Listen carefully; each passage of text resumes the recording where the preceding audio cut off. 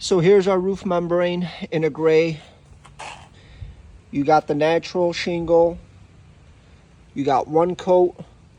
Excuse me, you have 2 coats versus 1 coat. If you want to think about it, each coat is about 500 mil.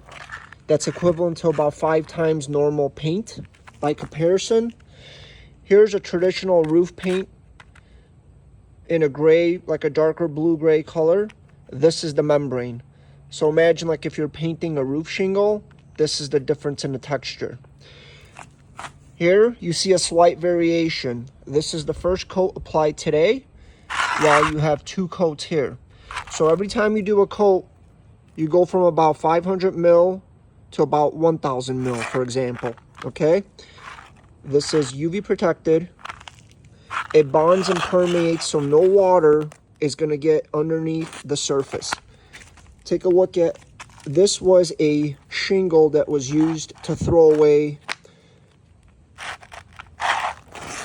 And take a look at the hole here. I used the woven and then I went over. It's completely gone. You may need to do 3 or 4 coats in these sections, for example.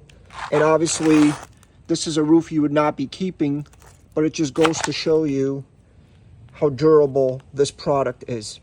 And remember, UV protected, so if you go with the darker color, the polyurethane is going to hold up. It's not acrylic based, it's polyurethane based. Much tougher.